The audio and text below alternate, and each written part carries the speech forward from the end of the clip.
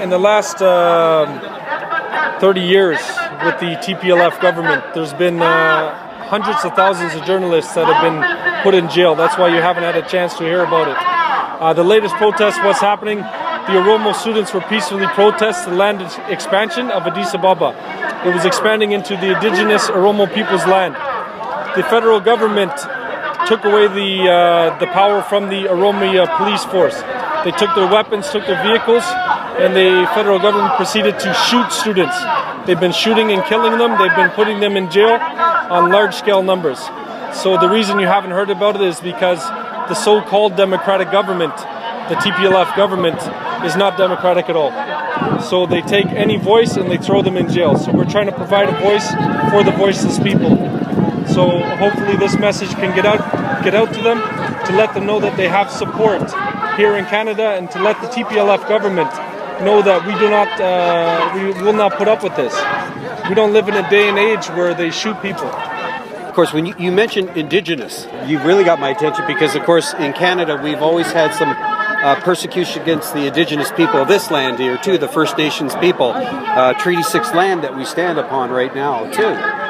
This seems to be happening all around the world. Yes. Do you want to expand a little more about the Indigenous aspect of that? Absolutely. The Oromo people are the original people of what is now Ethiopia. The proper name for that land is Oromia. The people of Abyssinia, as it used to be known, came from the north. In the late 1800s, they expanded into what is now modern-day Ethiopia with the help of Britain at the time. So, of course, they didn't have weapons, whereas the Amara and the Tigrayan tribes were given weapons from the west. With these new weapons, they went into the land, they started slaughtering in the millions. And within a 5-year period, there was 5 million Oromos killed. All of this has been silenced. Most media, what you will find about the Oromo people is on Wikipedia. If you search the sources, you'll find the sources were close friends with Haile Selassie. So the only message you're getting out is the message of the people who have taken over their land. So their people haven't had a voice. So that's why I say these are the indigenous people. They are the original people of this land. The people who have taken over their land are now in what is called Eritrea. So this news is hard to find because they jail the journalists, they jail the voice of the Oromo people, they kill them, they torture them, and they silence them. And then they take money from Western governments saying that they're a democratic government. This is not a democracy. Democracy, people have a voice, and they have no voice. So we're trying to be the voice for that people. I'm going to ask you to tell me what you just said, but in 2 minutes, in your language. Yeah. Okay, and I'll post that. Okay. Ummanni Oromooti fi studentii Yuunivarsiitii ka Oromoo master plaanii Itoophiyaan baasu ka ummata isaa qoteen bula mana isaatirraa fi lafa isaarraa rabuu goosan dhaabuu fi du'aatiin jira. Alamatti himattuutti jira. Ummatatti himattu jira. Kanaaf du'uutti jira. Kanaaf dhaabatti jira. Kanaaf lallabatti jira biyya westerniitti biyya dimokiraasiitti.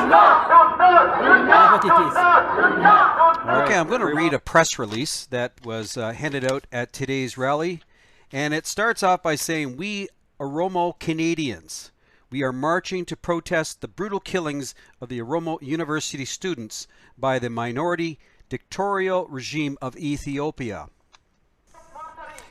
The Oromo people are the single largest national group, constituting close to 50% of the 90 million population of Ethiopia. Nevertheless, the Oromo, the indigenous people of this region, were forcefully incorporated into present-day Ethiopia. We have lost our freedom, human dignity, and the right to self-rule, control over the natural resources, and we have been subjected to political suppression, marginalization, economic exploitation, and cultural domination. The current Ethiopian Abyssinian kingdom succeeded in conquering our people only with the help of the European colonial powers, but we have never ceased struggling to regain our lost freedom, human dignity, the right to self-rule in our country, Oromia, and for the right to determine our destiny. As it has been a practice of the Ethiopian state, the current Ethiopian regime for the past 23 years to continue to detain, torture, and kill our people for merely demanding our legitimate rights and persecution of our people has attained new heights this week, with our students staging a simple, peaceful demonstration through Oromo and demanding freedom, democracy, and the right to own and manage our resources.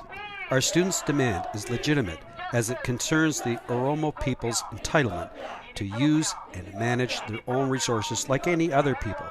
They are peacefully demanding their constitutional right to be respected.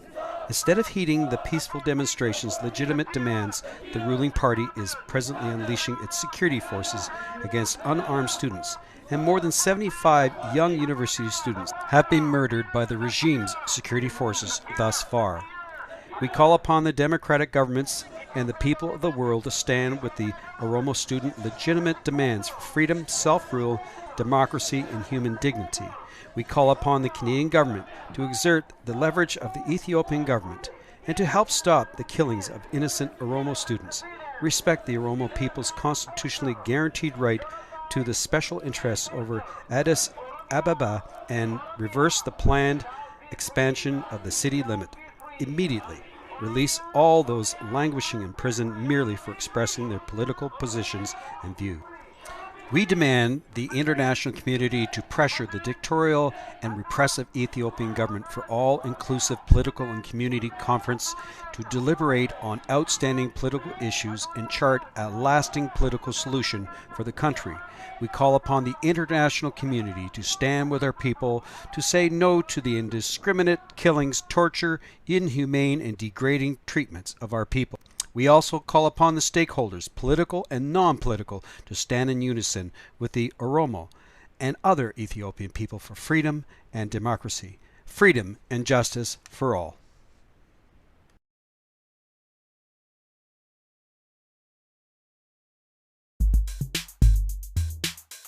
I've seen a lot of rallies, I've seen a lot of cameras, a lot of newspaper people, but I didn't see any stories the next day. Bingo!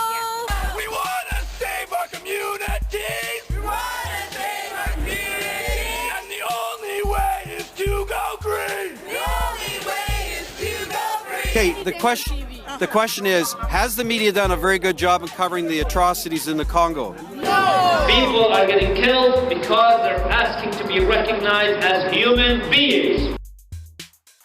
So we need to stand up and say that we are all